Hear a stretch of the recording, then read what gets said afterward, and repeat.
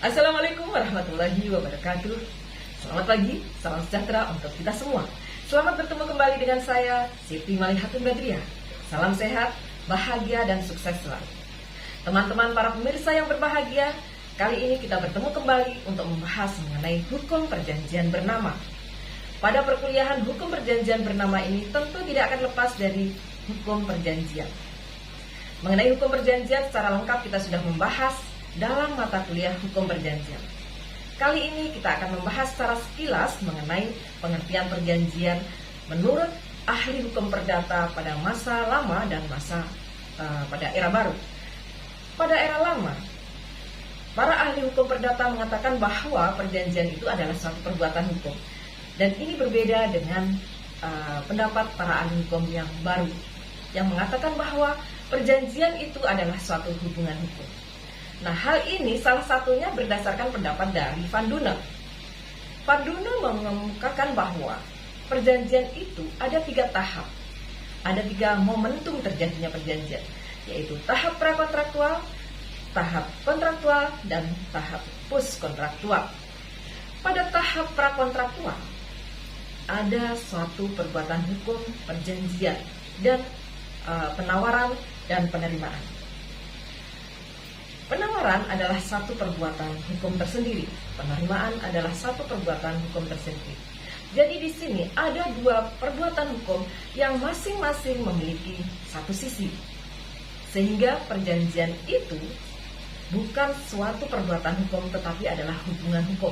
Karena di sini pada tahap kontraktual di sini bertemulah antara penawaran dan penerimaan.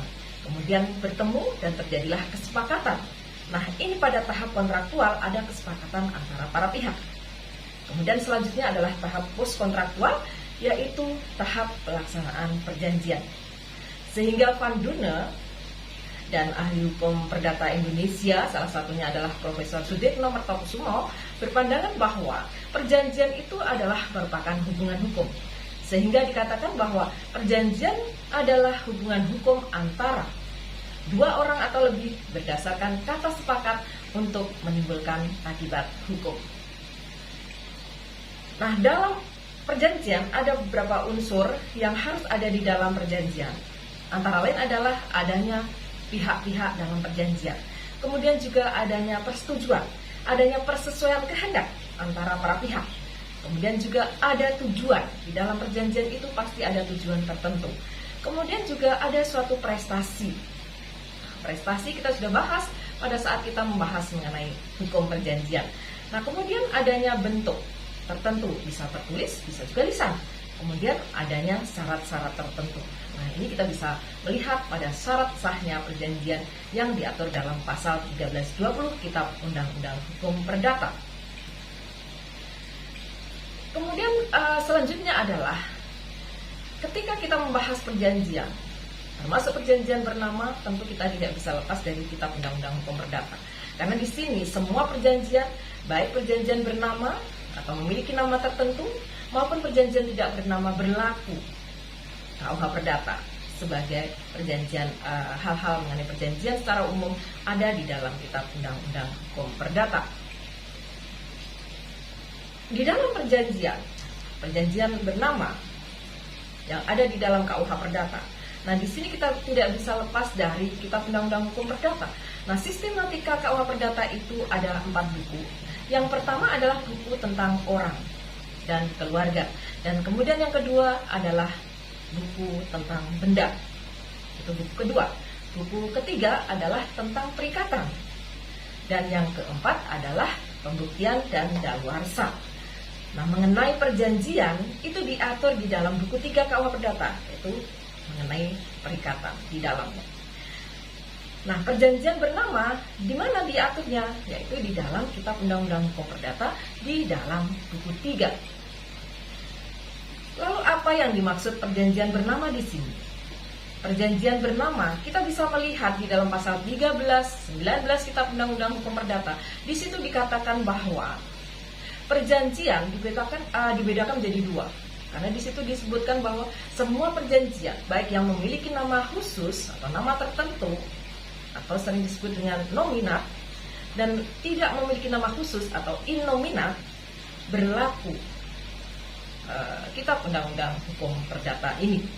Jadi di sini perjanjian secara garis besar dibedakan menjadi dua, yaitu nominat dan innominat.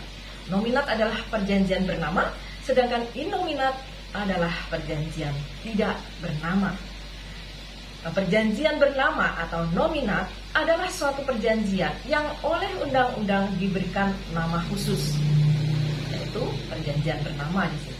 Nah, perjanjian bernama ini merupakan perjanjian yang diatur secara khusus di dalam kitab undang-undang hukum perdata. Sedangkan perjanjian innominat atau tidak bernama adalah perjanjian yang tidak diatur secara khusus di dalam kitab undang-undang hukum perdata. Saat ini berkembang pesat perjanjian-perjanjian, jenis perjanjian banyak sekali. Perjanjian innominat berkembang dengan pesat saat ini.